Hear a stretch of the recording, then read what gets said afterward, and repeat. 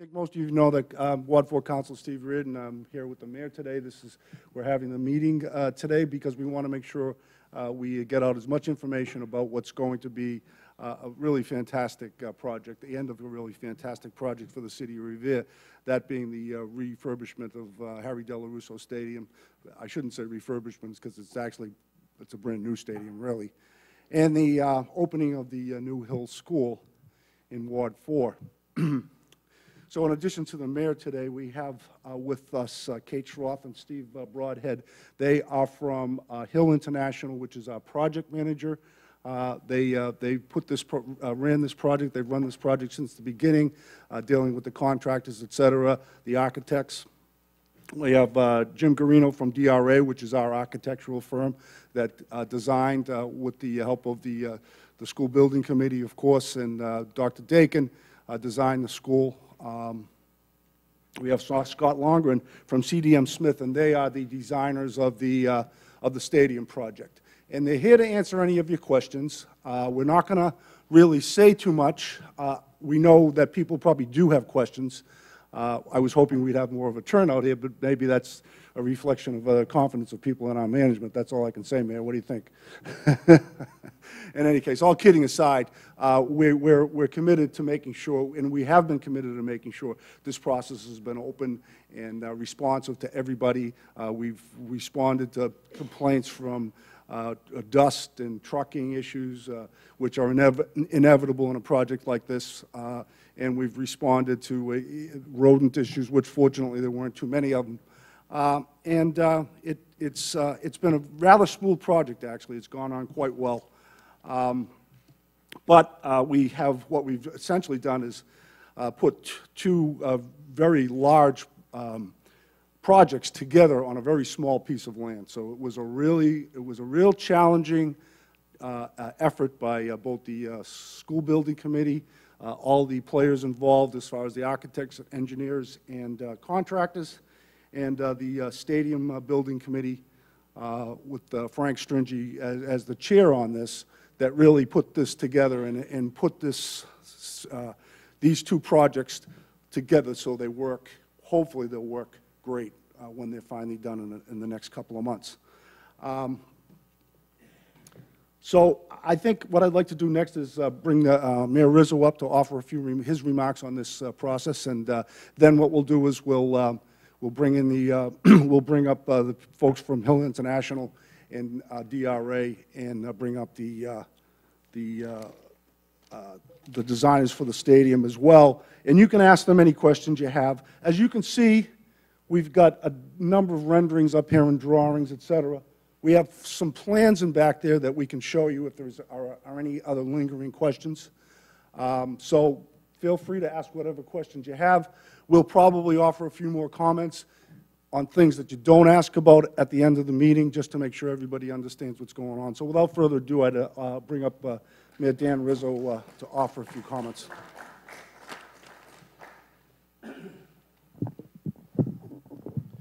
Well, thank you very much, Councilor Reardon.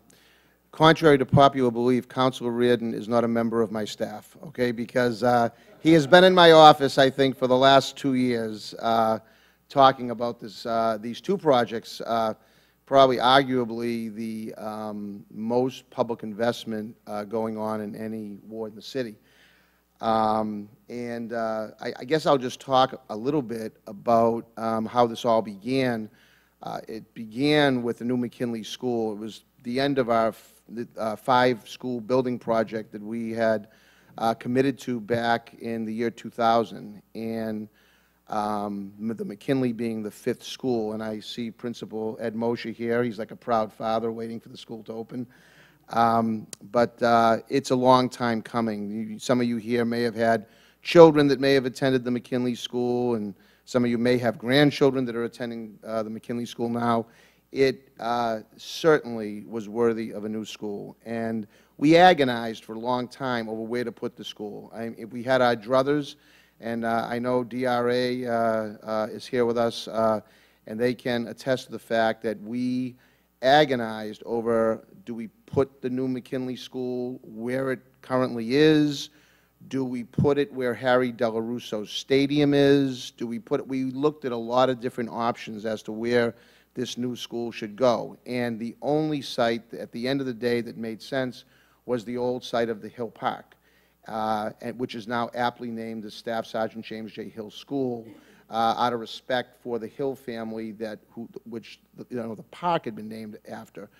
We are relocating that park down behind St. Mary's Church with the 2 other Little League fields, and now making a beautiful little complex that children obviously will be able to enjoy for Little League and softball and things like that. So they will ultimately have 3 new ball fields down behind St. Mary's.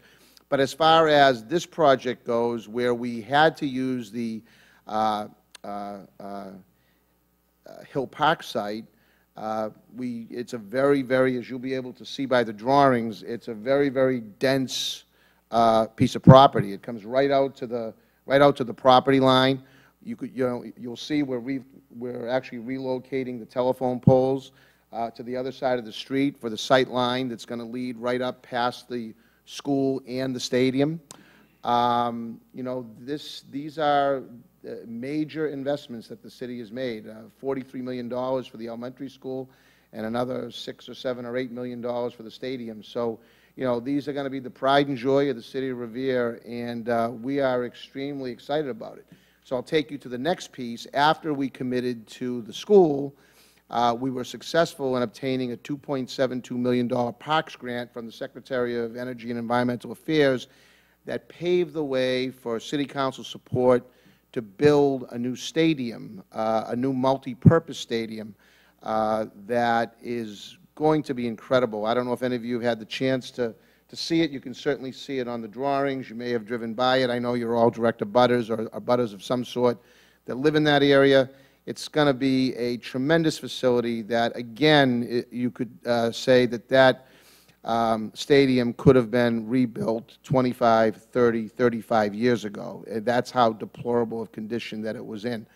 At the end of it, it's going to have 2 new basketball courts, 2 new tennis courts, an outdoor regulation track, and an all-purpose turf field that, again, is going to service the over 7,000 school children that we have, but there'll be kids much younger than that that'll be able to use that, and adults that'll be able to use the track as a walking track and so on. So it's really going to, and it plays right into our revitalization of Broadway. You see all the work going on out here on Broadway right now. We were set back a little bit by last July's EF2 tornado that came through our city, but I think we rebounded pretty well, and we're right back on schedule and right back on track with our original plans to beautify the city. And that's something that we're going to stay strong on and stay head-on on. We're not deviating. We're going to keep going forward. So, with that being said, I want to thank Councilor Reardon for his ongoing support for his ward and for the work that we've done. For the majority of the city councilors that have been supportive of these projects. It's important to the city's future. There's, I've said it, and it's no secret that a good, strong school system and a commitment to public infrastructure investment is vital to a city's growth and prosperity, and that is exactly what we're doing. We have a top-notch school system here in the city, and we continue to make strategic, targeted investments that are going to make this city stronger and make it a place where families want to stay, not a place where families want to invest in and then jump out and move somewhere else. Our goal is to make this a more steady, more less transient community, that people, when they graduate from high school and they go off to college, they want to come back to Revere. And this is going to be our goal and has been our goal, and we're going to continue down that road. And, but not many people are going to want to raise a family here if this infrastructure around them is crumbling down. I mean, and I might add, and I'll just end with this, okay? There's a lot of communities out there, including the town of Melrose, or the city of Melrose. They're going for a Proposition 2.5 override. We're doing all of this without a Proposition 2.5 override. We're not going back to the taxpayers saying we want to live outside our means. We're living well within our means. In fact, our bond rating has gone up since these projects have started. The city's bond rating has gone up. We just refunded our long-term debt and saved the taxpayers $250,000. You know, I mean, like, these are things that maybe the average person does not see or doesn't want to see, but the bottom line is it's reality. It's fact. And, you know, we received for the first time in the city's history a Distinguished Budget Award from the Government Finance Officers Association. City of Revere didn't create that. They recognized us as one of about 20 communities throughout the Commonwealth to receive it. So these are facts that I think you all should know. You have a very committed group of elected leaders, and you have a very dedicated group of public service employees. I see our General Foreman, Paul Argenzio, here from the Department of Public Works. If you think it's easy to work for the Public Works Department over this last year or so, through an EF2 tornado in the worst winter in recorded history, I don't think any one of us here would want to have that job. But yet they're out there, and I think they had a major water break probably, what, every day for about 17 days straight, jumping in those holes in 0-degree weather. So we have a very, very, very dedicated bunch of public service employees, and I'm very proud of them. We have our city planner here, Frank Stringy. I see Kyle Svensson. He's the Director of Maintenance and Operations over at the school department. So I work with a bunch of great, great people, and I'm very, very proud to stand by their side. And, you know, so without any further ado, I know I've probably talked 10 minutes longer than Council Reardon wanted me to, but I thought it was, what was that? No, but, you know, in all seriousness, we appreciate those of you that are here tonight, that are here to ask, you know, relevant, pertinent questions, and that, you know, we have all the professionals here that you'll need to answer your questions as to, you know, what the process has been and what it will be going forward. And, again, I'm very, very happy to, I'll be very happy to cut the ribbon at both of these facilities over the next 60 to 90 days. And believe me, you know, it is going to be the pride and joy of our city, and it's right in your ward. So thank you all for being here. Appreciate it. Thanks very much, Danny.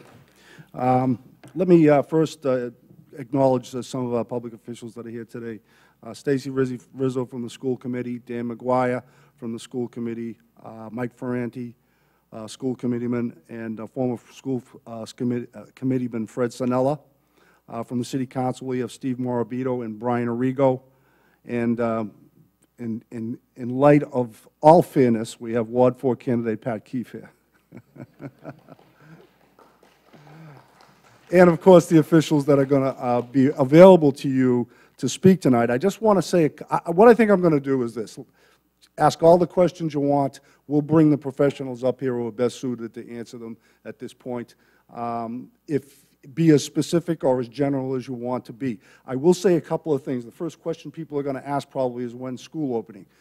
The Hill School will be accepting their first class on August 19th of this year. That's only a few short months away, and we expect that those students will be going into a substantially completed building. There will be maybe a few cleanup issues that come up because these things always do. We were on a tight schedule, but that building will be completely serviceable to all of our students on August 19th. It'll be a great and safe environment for them to learn in, and with everything working and in order. So that is one thing you can expect. At some point before that, and I'll defer to Frank Stringy, the stadium will be open quite a bit earlier than that. It is a public facility, and you can ask Frank questions about accessibility and things like that. He'll be perfectly happy to answer them. And the last thing I would like to say is, as of our last budget building subcommittee meeting, which school committee, when Dan McGuire and I both sit on, we were within our budget on the school project. So without further ado, raise your hand, I guess. Go.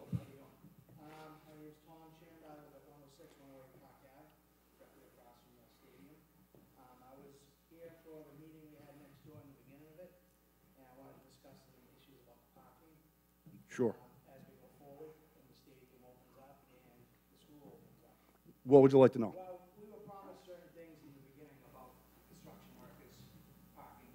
As we're going forward with this project, I deal with it every day.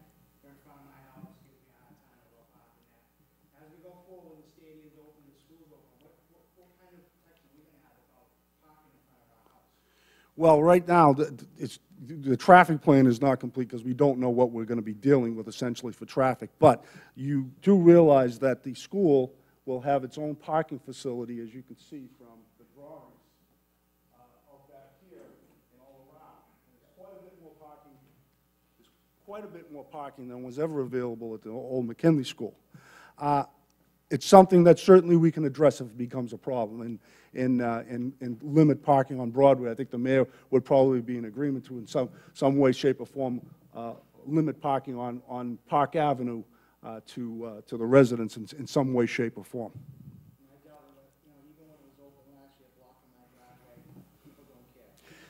I think we talked on the phone one time, and we went down and we got them out of there. But that the problem is that I would guess there's probably at any given time a couple of hundred guys working in that place, and sometimes they all don't get the message. So, if it continues to be a problem going forward, let us know, because we can talk to the contractors. Remember, I don't know how many contractors do you figure are in there, Kate? Different contractors. I was told it was 92 construction workers. 100 construction workers, but how many different contractors do we have in there? So you're dealing with 18, hierarchies when you deal with that. Yeah, yeah, yeah. Bob, let me do this about that. The TV. Hold on one second. The TV guy asked me to make sure that we got everybody on the microphone. Hi, Rob Celovich, Barrett Street. I'm interested in the traffic pattern. Has there been a traffic study?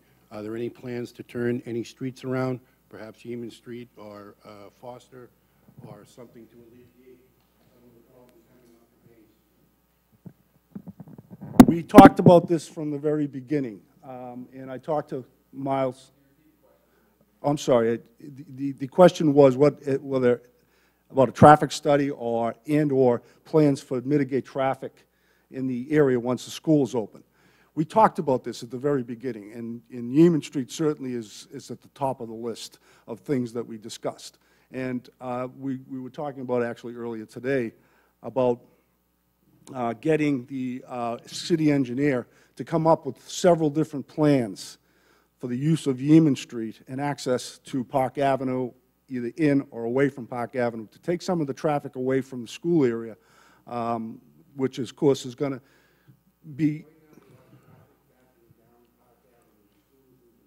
Right, that's true. And so when you get to school, you have another 400, 500, 600 cars, 100 cars. You're obviously going to have a big traffic situation. Right.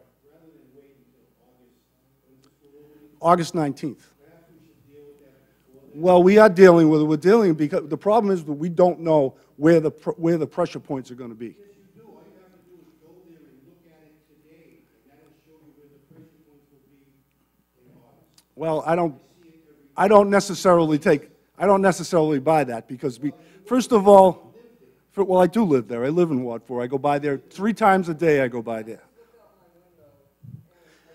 Well, let me just say this. We've discussed bringing in the city engineer and the superintendent of public works to talk about that at this point. But what I want to make sure is that we're prepared to react to traffic issues as they may arise. And well, then it's certainly worth looking at now then. I couldn't agree with you more. It's hard to anticipate, though, how many more cars are going to be going down that way.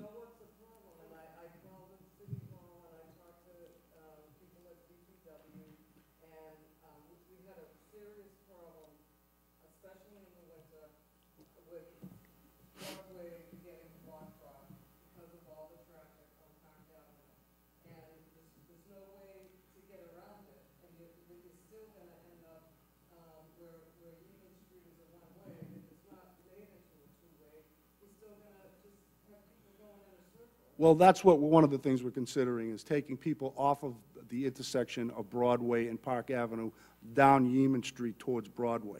It could well be that that is going to be necessary. I will tell you one thing from my experience that is the problem with this intersection up here. And frankly, I've asked that it be triggered in a different way, but maybe this meeting will have some impetus to get that done. But the problem is the light at Central Avenue. The light at Central Avenue does not allow cars to clear out of that northbound lane. In other words, they stack up in that northbound lane, so when left-hand traffic is turning out of Park Avenue, they have no place to go because the lane is already full. They have to coordinate those lights so that green light at Central Avenue remains green to allow the traffic that has flowed through the intersection on Broadway continue northbound on Broadway. That way, people coming out of Park Ave will have a place to go.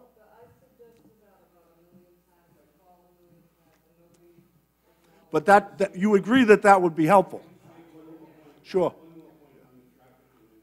Sure. What's happening now is you have the traffic backing up on Park Avenue. In order to get around it, people are taking that left-hand turn into the bus turnout. Okay, so now traffic is backing up next to the fire station. As the light turns green, you have cars coming out of Central going onto Broadway each way, and cars going straight across. It is mayhem in the morning. Maybe Frank Stringy could anything? You have anything to offer here? Because he's right. It's a problem, but it's a problem without the school that needs to be addressed. Even if the school weren't there, it would need to be addressed. Yes, well, the traffic signals on Broadway aren't working as efficiently as they can. We're putting new loops in after we pave the roadway. So it'll be an actuated system with loops on the side streets, which will better control traffic and allow those intersections to free up quicker. Also looking at Yeaman Street, making that a two-way. We'd have to eliminate parking on one side, and we think we can get a two-way out of Yeaman Street. We need another relief valve to get people off of Park Avenue, and that seems like the way to go. Pardon me? Foster Street also, yes. We feel with those two measures, we're going to see how things self-regulate themselves first and then start putting things. Self-regulation, I mean, how many days, how many hours you're going to be sitting on Park Ave while you're self-regulating? I mean, it's all right to self-regulate, but the people who live there have to sit there and put up with it while you self-regulate. That's really what we should do. Right, right. Well, there's not going to be as many cars as you think. I mean, a lot of kids that go to that school walk to that school. There's no buses to the school. Yeah. No. And you have another way out. You go out Fernwood Avenue through the back way. Well, that'll be a.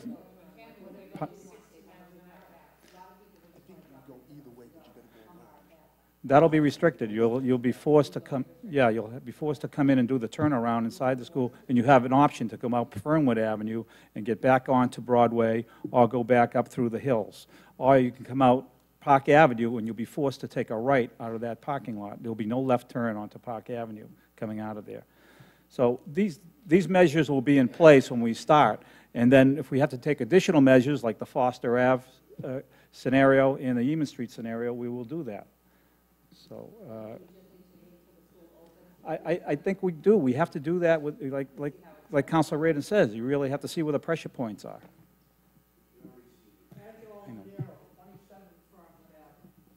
Let me get this over. There it is, Fernwood Avenue now. At one time, it was one way from Broadway going in. Now you've got two ways coming from Walgreens. Then you've got the cabs that are parked there. They should have a home base, the cabs, not on Fernwood Avenue. No. You see? No. Plus the fact the professional building, they don't have enough parking there. Yeah, they're all parked. So you go on Fernwood Avenue, and it's loaded on both sides, and it shouldn't be. It's crazy. When you're coming off of Broadway, going into Fernwood Avenue, with the traffic coming out from Walgreens to Broadway. It's crazy. I'm telling you, I don't know. I complained about this, I don't know, many times, and nothing is being done. But Fernwood Avenue at one time was a one-way street going in. Yeah. You see, but there was a... Yeah. there was a counselor. See, in the back of the professional building, it was the Fernwood. Okay, they had an exit in the back of that building to go onto Mountain Avenue. But it's blocked off because of a counselor years back. No, not you, no. A family lived there, and the counselor, he's the one that made two-way traffic coming out of Walgreens. But you go on Fernwood Avenue from Walgreens all the way up, you can't find a parking spot. It's ridiculous. Well, the plan there is to make Fernwood Avenue a two-way and eliminate parking between Broadway and Fernwood Place. So when you come out of the school, there'll be two-way, you can go either way, and there will be no parking there that jams up that intersection at Broadway and Fernwood Ave. We're going to have to eliminate that parking that's the only safe way to do it, or else you have the situation you have today, and there's poor visibility, and the car's backing up, and there's nowhere to go when you get to Broadway. But the cabs should have a home base. You know, they've got a big business. One of the cabs has got one right at the corner of Broadway and Revere. The rest of them should have, you know, but, yeah, and half of the time they're double parking. That's another thing. Oh, yeah. I believe it. I called the police department. I called when your brother was chief. Nothing has been done. Well, you know, these problems are getting a little expansive at this point. It's certainly something that we can address. As far as finding a place to put the cabs, you know, you got a great idea. The problem is we don't have a lot of places to put them. But it's certainly something to think about, is like a 3-cab stand someplace. I don't know where it would go, honestly. Maybe when the building gets down, they take that small building that used to be the cab stand there. It wouldn't be a bad place to put actual cab stands with actual cabs, not a building. So that's something we can certainly think about. I've seen it. I agree with you. I agree with you. Well, hopefully eliminating parking on that side and the cabs will assist that situation going forward. I mean, the professional building should make an agreement with either Walgreens. They do have an agreement. The MD, they do have an agreement for Walgreens. They have, Parking spots that they got maybe 6 I don't know, the whole front row is, across the street. yeah. They've got a huge parking lot across. Well, unfortunately, that's private property. We can't really make them do that. They probably are. Pat? I just wanted to confirm, when the Broadway construction is completed, you saying that the light at Central Fire is going to be adjusted? For sure? Okay. I mean, I think that would help some temporary relief until, okay, great, thank you.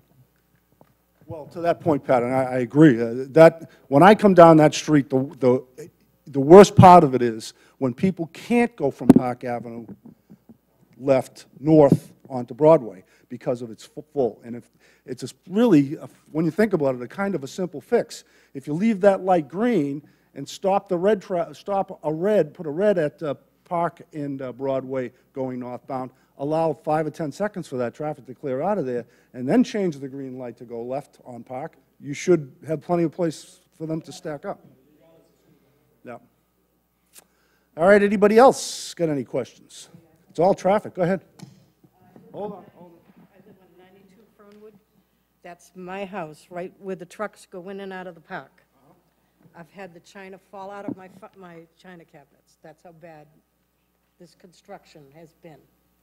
You have no idea what we live with. Anyway, here's my problem. They put up a nice fence.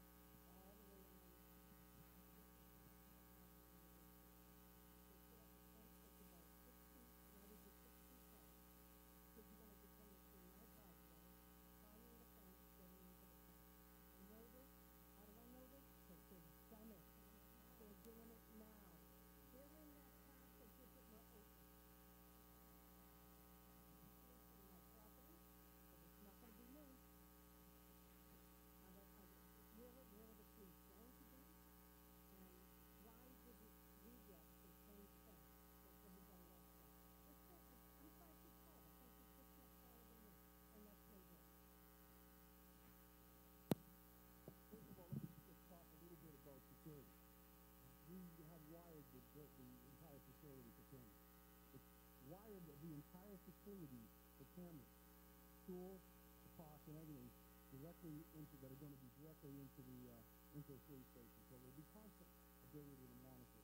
I couldn't agree with you more, and I have called the police every single weekend for kids getting in there. Unfortunately, the contractor did a terrible job sealing that entry off there, because even I could crawl under that fence, and I'm no athlete, believe me.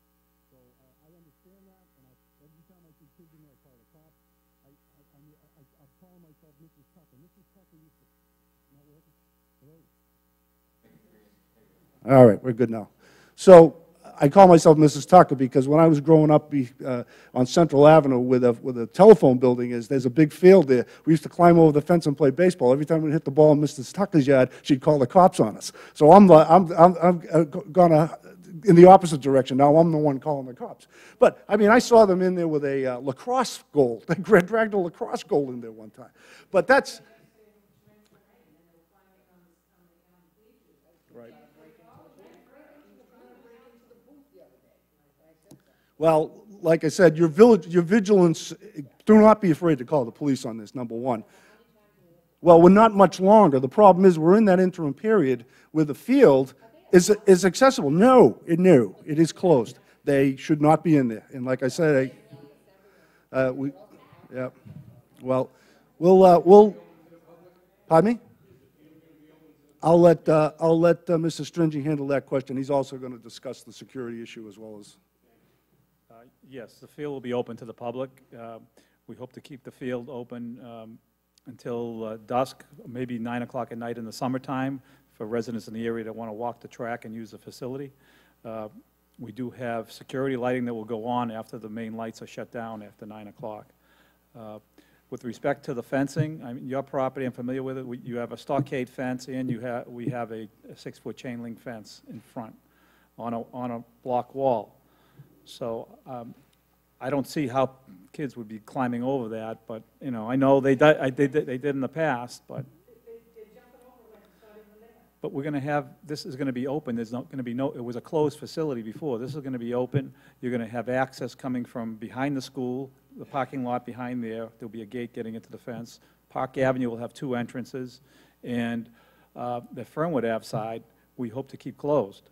You know, that'll be just for emergency ambulance to get in during sporting events.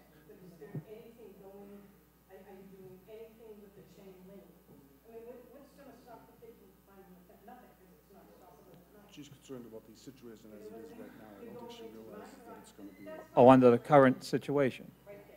Yeah, yeah. So this is you here. Yeah. And you're concerned about this area right here. Right beside, yeah, see right there, that's right where the common fence, right there. You're going into my driveway, climbing into the... Presently, they're doing that now? Right now, they're probably doing it tonight. I don't know why they would, because they could get in through that fence so easily.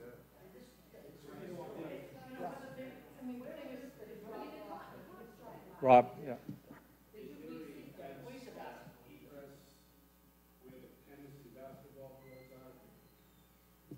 No. Kids gonna try and get over that fence, but no one's gonna wanna walk all the way around. I mean, it seems like you would. It seems like every. Yeah, the only would be open this gate at Fernwood. I mean, Fernwood Ave, to let them in. that seems to be what you're gonna have to do, because otherwise the kids aren't gonna walk all the way around the park to get over it. Well, we do, we have a double gate, we have a gate here, so the kids can get in and use this facility and not, so we'll keep that open. So there's a double gate, there's a gate at the entrance, the gate will be down, further down here on that ramp. And who's gonna be responsible for locking those gates in the evening?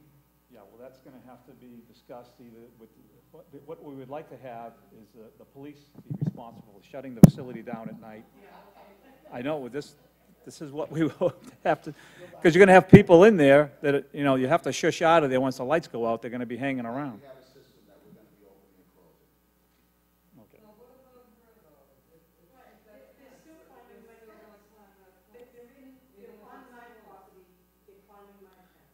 Okay. They shouldn't, though. Once that gate goes up, once the gate goes up on that ramp, on that road come beside your house, they'll have access into into the courts off of Fernwood Avenue, so there should not be anybody climbing your fence to get in there. Play basketball with the security lights on well after the park is lit. That's what the kids do. And I just don't see the cops coming, rousing the kids every night. That's not gonna happen. What's gonna happen is they're gonna climb the fence in the ladies' yard, and they're gonna go in there and play. Yeah. Well, that, again, Rob, that's a security issue, and we're going to have to lay that onto the police department. We will have security cameras on every corner of that park. We'll have security cameras. Why was it decided that a chain link fence would go there, as opposed to the, I mean, the other fence, you can't climb the other fence, but you can certainly climb that. I mean, Yeah. Well, basically, I truly am. And I put up with this whole stadium, these trucks, and every day, China falling out of my China cabinet. Because of the stadium, I'm the one that actually wrote a letter to Don Russo, whatever his name is, told him what a wonderful job the stadium was. I really did.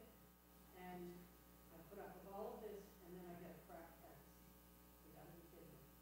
Something that they have, every single person has access to my yard to get into that stadium. For a bigger fence, they'd have to. All I needed was about 8 feet of that picket fence.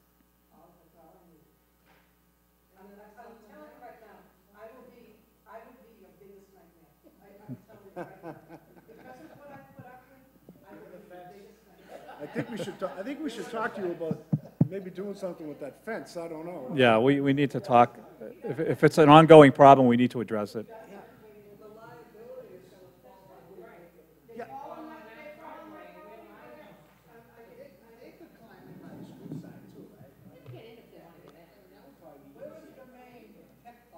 One at a time. Let me just to say, get back to our original thought about this meeting. These are the things that we wanted to address.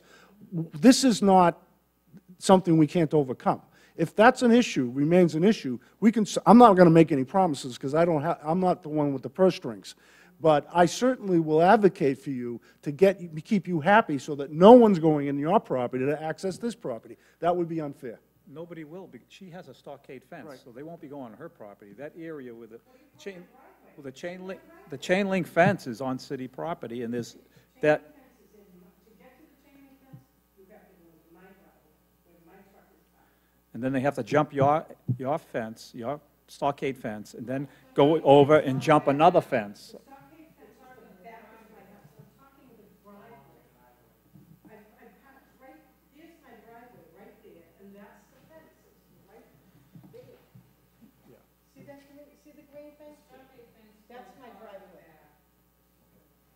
So you're concerned with this area right up the top? Right there. Right up here? Right there. That's where they're climbing the fence. Where are they going to go? This is going to be, it's going to be open. There's no need to climb your There won't be any need to climb that. Let's wait until everything is done. The gate's going to, We'll address it. the gate's going to be open, but like I said,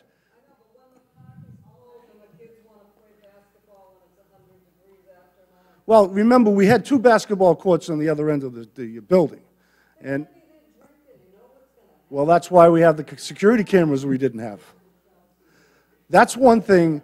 That's one thing. If there's kids in there drinking or, God forbid, using drugs, and that's one of the things about, that was an issue, trust me when I tell you, at the corner of Fernwood, you could go by there, and people who live up there, someone probably not here tonight, but I've gone by there on a number of occasions and seen nothing but needles on the ground because they were protected by that stupid wall that made the whole thing look like a prison yard. Now, and now we have a wide open area with security cameras here and security lights here, tied into the police station. I have to believe that if the kids are going to be drinking there, they'll be sorry that they did. Well, they may be, but then they're going to still fall on her property. Well, no, they don't have to go. But the point we're trying to make about her property is that area is going to be wide open. They don't have to climb the fence to get in there because they could walk in through the gate. When the gate's closed after 9 o'clock, they're going to be. The gate's going, that part of the gate is going to be open, but they're not going to be allowed to play basketball in there. All night long? All night long, they're going to be able to. To go into the basketball area. But the lights are going to be off. We can shut that. We do have a gate there, too, that we can close. But this is a multi-million-dollar facility that, as Council Reardon mentioned, has security cameras all over it. It's going to be well-lit with security lighting, what the other facility did not have. And there will be a police presence. There's a multi-million-dollar facility here. There will be a police presence. I'm sure the mayor and the police chief will demand it. A few minutes ago, you had said that the gate on Fernwood Avenue was going to be the gate that would be used to bring an ambulance or something into the city. Right? Now, where is this fence? Where is this other gate down here? Right here. And Right at that's the corner. And that's on Fernwood, Ave? yes.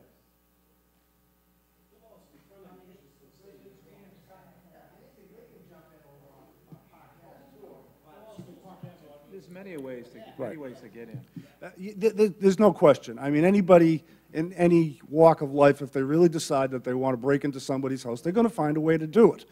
But that's why people have security cameras. That's why people have alarms in their homes, to prevent it from happening. We designed this facility so that we could have the actual maximum protection, because we're not interested in the city of Revere suffering any damage to this facility, which is why this interim period, as you suggested, with kids going in there is so frustrating, because we don't have the facility up and running yet with the cameras and everything to actually do something about it. So we have to kind of rely on the neighbors and myself and anybody else driving by to make sure nothing happens to it. So I encourage you to please call the police. They're well aware of this situation and that this stadium is not open yet, nor is the school area either. It's not only is it potentially, there's potential for what we've done, worked so hard to do, to get ruined, but there's a hazard there there's a hazardous situation there, particularly over by the school, where if people get in there, they could actually get hurt. It's not a completed project yet. Unfortunately, the field looks so good that it's inviting people to come in. And that's, maybe we're a victim of our own success, but at the same time, we need some vigilance for the next month or so until we get everything up and running and we have full security measures in place. So, and as I said to you about this fence situation, there's nothing that we can't fix, okay? There's nothing that we can't fix. This is a totally new project that we've done in this city, completely new. Each one of these schools has had its own specific issues, as anybody in the school committee will tell you. And they've been resolved. Sometimes it takes a little while after the school is open, after the stadium is open, but we're going to work together, and we want to make sure, and that's, I guess, really, really why I wanted to call this meeting, to let you folks know that we're still working with you. We're not saying this is the end of the story. It isn't. The story is going to go on until everybody is satisfied that we have the best school in the city, and maybe the North Shore, entire North Shore, and certainly the best recreational facility for miles around. And we're not going to be satisfied until that's done. Bob.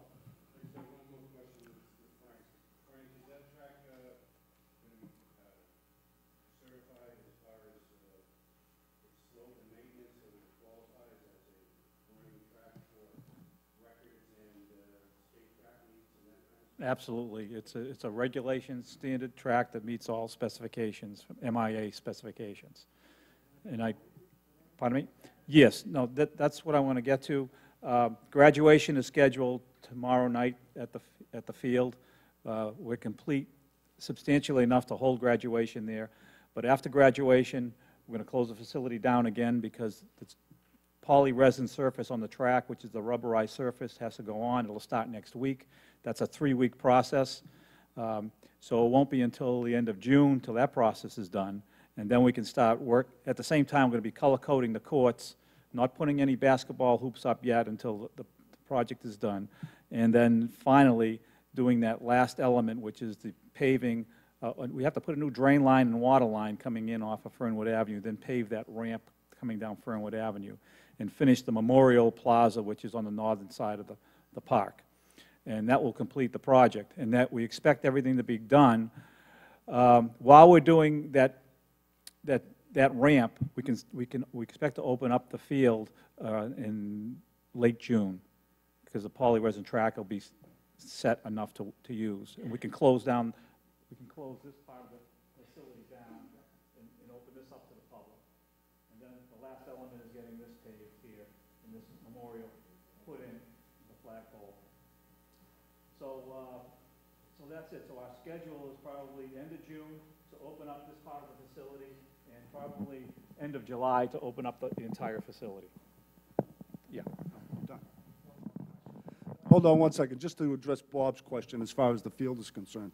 The building committee for this stadium spent hours and hours and hours trying to figure out where to put the various parts in there, so this would be a field that was regulation, that would be acceptable to every school in the MIAA and colleges and everything else. And this was, you can see how difficult it was to put some of these facilities in the shot put area down in the bottom left-hand corner of the screen. That was moved all over this area to try to find a spot that would actually work until we finally found that. The same thing with the broad jump and the long jump areas next to the basketball courts.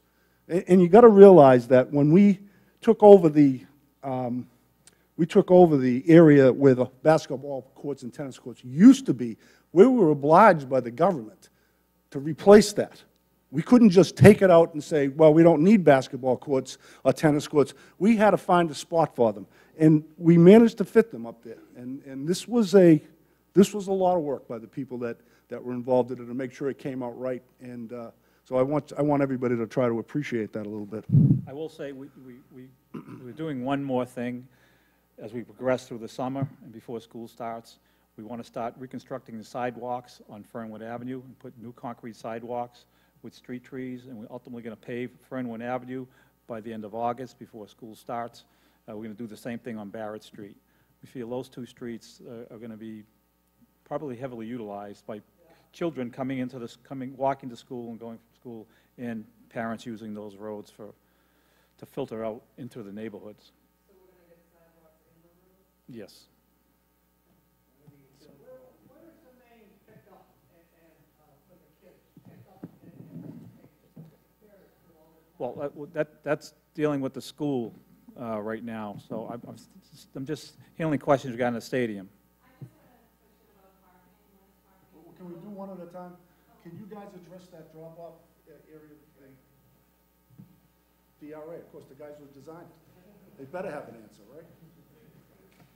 You grab it, walk over there with the So, I'm Jim Garino from DRA. On the school side, it's a little difficult to see probably because of the gray tones in the background, but there's 86 parking spots here in the L portion of the school.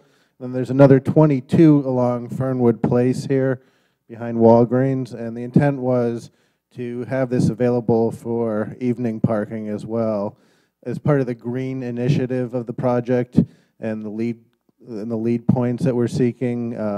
Part of that is making the parking available after hours.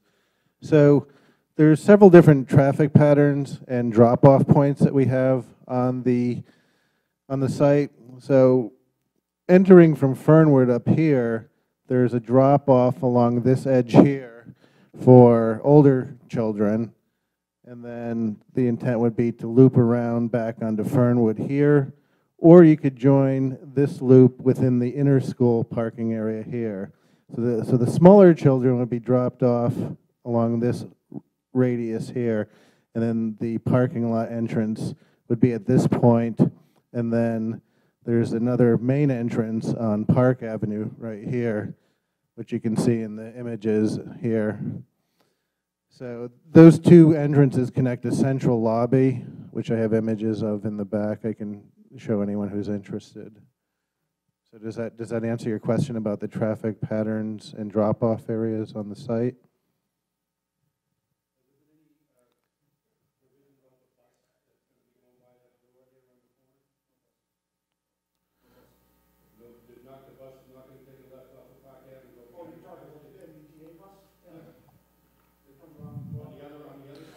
Yeah, the MBTA.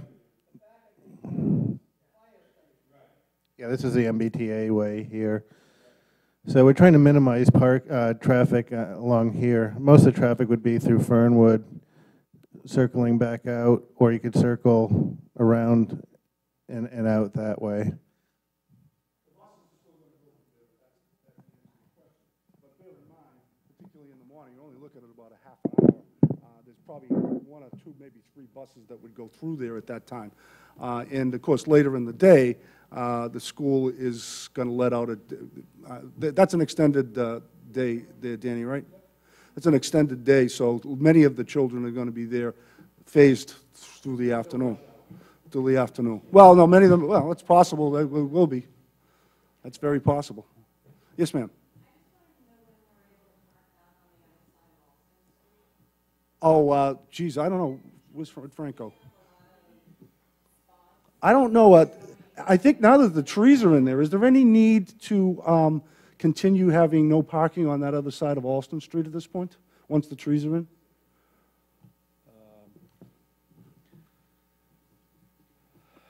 We have to take a look at the width of that roadway and see if we can fit a parking lane in there.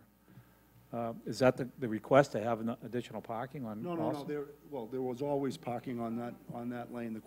It's been no parking since we started construction. Yes. Oh, that'll go back, yes. Yeah, but I mean, is there any need to continue to have it at this point? No. And now that the No, trees, if- I mean, they put the trees in there today, right? Yesterday? Yeah, right. Yeah. So I think that, are there still signs up there that say no parking? So there aren't even any signs and you're still obeying it? You're amazing. We can't get people to obey the no parking signs as they now stand. There isn't even one there. And Well, traditionally, didn't they park there? Yeah. Always, so. yeah, well, it's, They don't no, they do want it. That's, her problem is that she thinks that there's still no parking on that Oh, side. no, there I don't think there's anything preventing you from parking there at this point. They took the signs down, I mean. As long as the trees are up, that's why they weren't. Yeah, the trees are up. Actually, I'm glad because they might have had some problems getting those No trees more in there, but, construction activity going on there. The It's all trees were over. the last element on that road. So. yeah.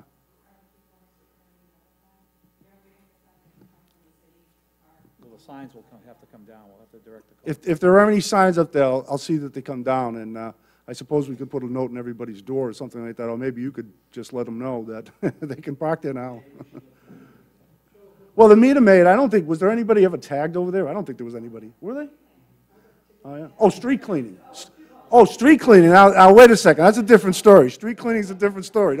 Don't get me in trouble there. The street cleaning sign still applies, don't it? You were trying to trick me. I know you were. Sure.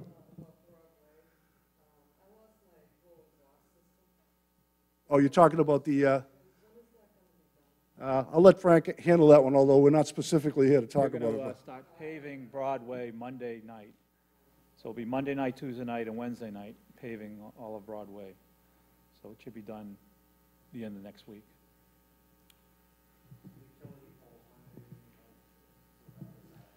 That's an excellent question. We anticipate that they will be done at some time. The problem is, right now, we're dealing with 3 utilities, including Verizon, the cable company, and National Grid, as well as our own firefighting alarm wires up there, which have been traditionally, as Angelo knows, they're difficult to deal with. In fact, I've been calling them for 3 days trying to get an idea when they are going to present their plan to the city council, although, as anybody who walks the street knows, they've already determined where the poles are going to go. Now, when we did that, I told them I didn't want any poles, or as few poles as possible, obstructing the uphill side of the driveways, so that when you're coming out of your driveway, there's not a big pole preventing you to see the traffic coming at you. And to the best of their ability, they did that. Unfortunately, they have certain lengths that they have to, minimum lengths that they have to adhere to. But right now, I understand from another source that Verizon may be going out on strike. Those poles belong to Verizon. So Verizon may be going on strike in August.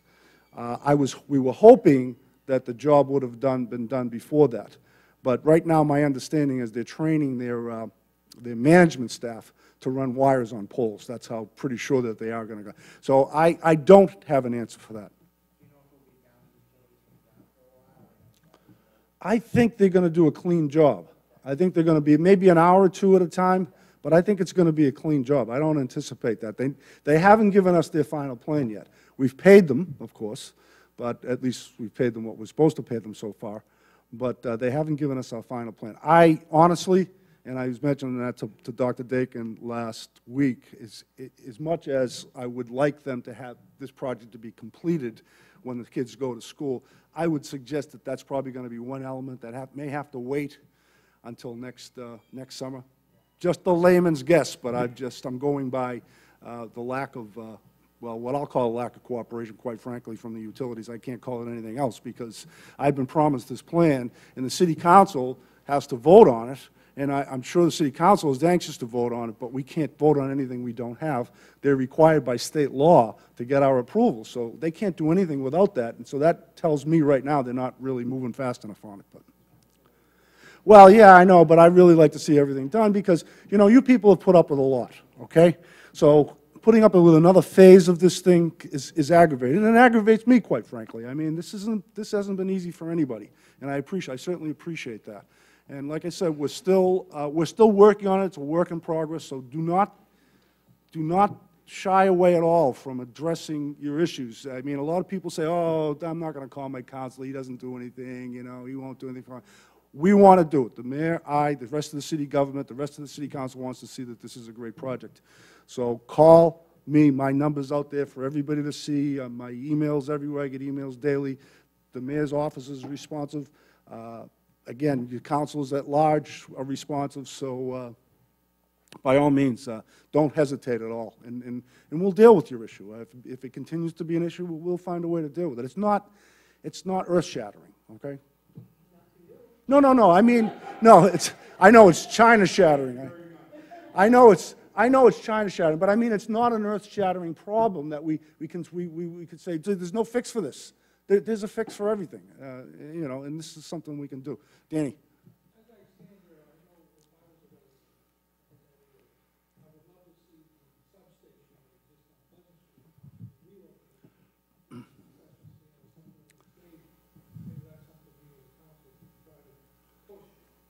I think that's an excellent suggestion.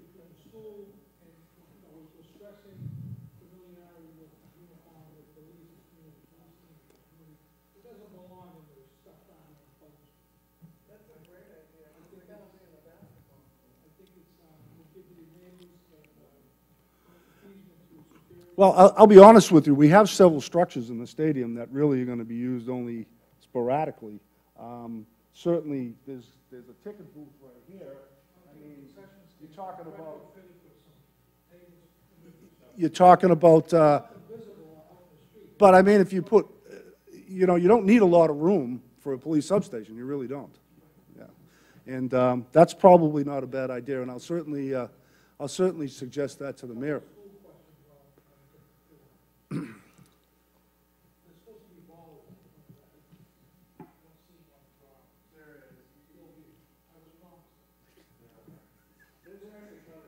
Bollards, if anybody of you don't know what a bollard is, it's kind of like it's kind of an accident prevention thing that's not too ugly. I guess that's about the best way I could put it. It's kind of a sculpture, so to speak, a rounded sculpture that they put on the. If you go into the federal buildings in town, you'll see that there are bollards protecting from someone coming up and driving into the building.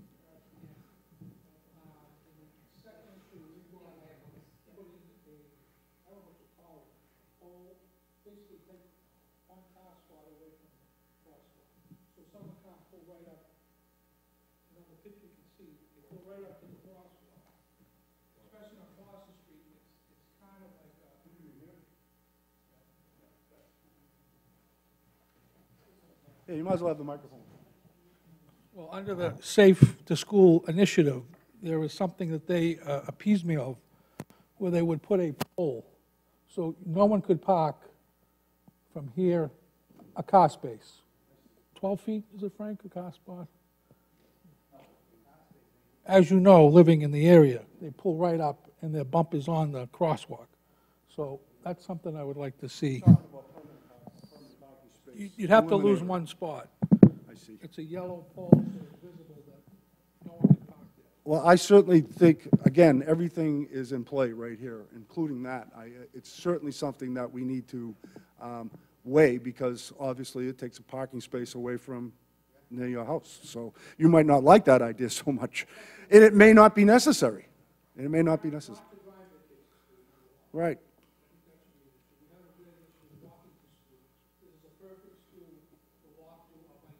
Right.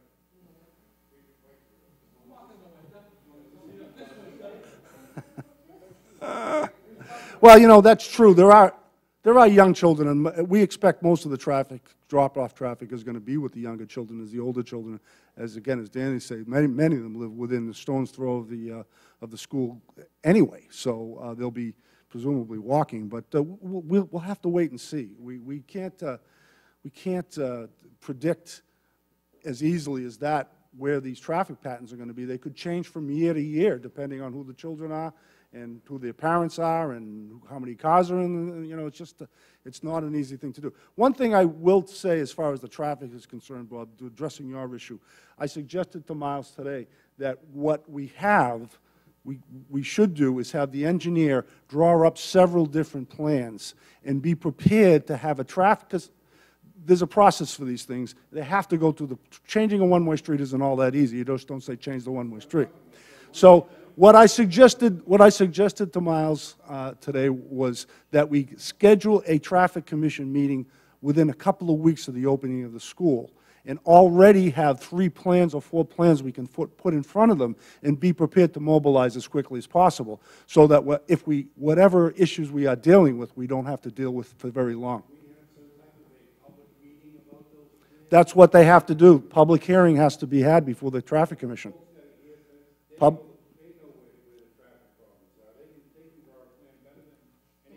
And they'll have the opportunity to, because we have to put it before the traffic commission at a public hearing. Okay, you'll be notified in the newspaper and on the city's website. Traffic commission is meeting on this date. I'll do whatever I can to get the information out to you as well. But yeah, that's the time to come down. But the engineer, city engineer, is the guy with the expertise, and I'm not saying that he should come up with one plan. He should come up with several plans, and then we can invite some comment on them that has not only his experience, but your experience, and hopefully pick out the best, or even hybridize one of them. Yes? We identified after the school opens in August that, geez, Union Street needs to be turned around. The traffic is back to Everett and Broadway is all screwed up. By the time you get to do that, the school year will be 3 quarters over. I'm hoping to avoid that. The purpose of scheduling the meeting and having the engineer involved and having the DPW involved is that we know this needs to be done immediately. Get it through the parking commission. I don't see why it couldn't be done within 2 or 3 weeks of the parking commission giving the okay. There's no reason for that. I mean, unless it requires some major construction like taking out that, yeah. It may, but other than that, I don't really see where it should take more than 3 weeks to do. Brian Arrigo.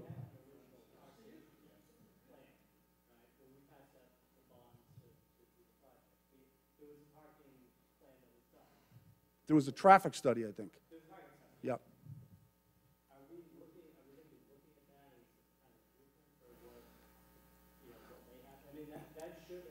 As I understand the traffic study, it was completely non-committal. There was.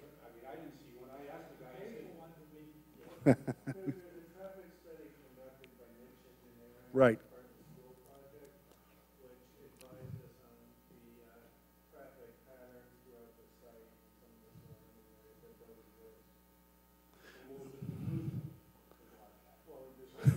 There'll be a lot of traffic. Yeah.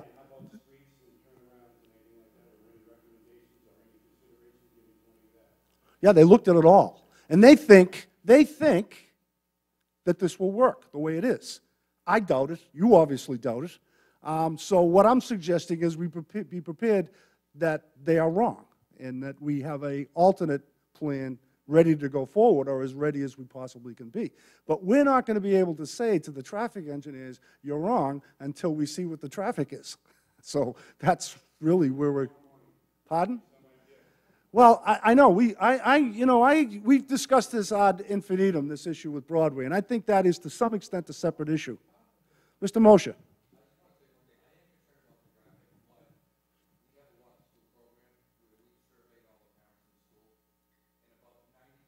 Well, come on up here. We can't hear you. I mean, I can hear you, but these people can't. We did a traffic study. From walk to school. where they surveyed parents and asked them if they drove their children to school or walked. We are the inverse of what the Wayland is. The Wayland, 90% of their kids are driven to school. Even if they're 2 streets over, they drive to school. The McKinley is a neighborhood school.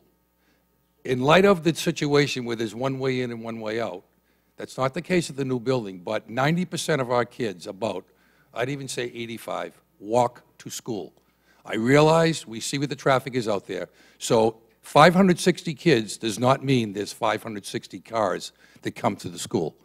That might mean 3 kids or whatever else. I want to correct the person who said that. But I do anticipate the traffic. We are meeting with Officer Giannino and Julie tomorrow about routes, crosswalks.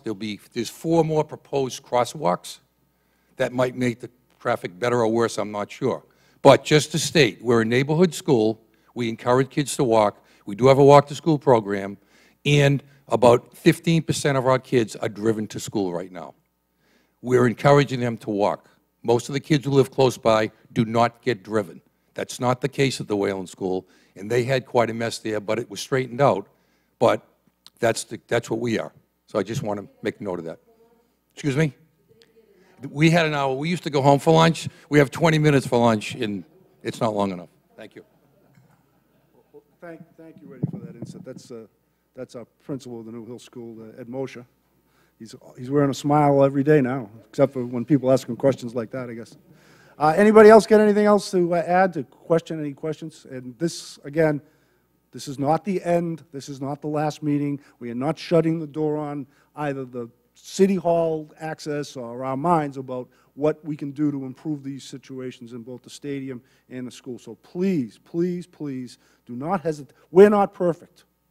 We don't know all the answers. We've told you already that we doubt the traffic experts who say that this thing is going to work. There's doubt there, and there's going to always be doubt until we experience it. But the secret is to be willing to be cooperative in addressing the issues. And I want you to know that your city government, all the people who are here today from the various contractors that have worked on this are dedicated to making sure both of these projects are as good as they possibly can be, as unintrusive to the neighbors and their feelings about this thing as possible. And hopefully, and I know both of these. One thing I can tell you from being in the real estate business for a long time is that this project is going to increase real estate values substantially because you've got a beautiful school and a beautiful park there, and that's one of the things that people look for when they go to buy a home. So I guess I got nothing else to say. So if you don't have anything else, again, you get our numbers, my numbers from City Hall and everything.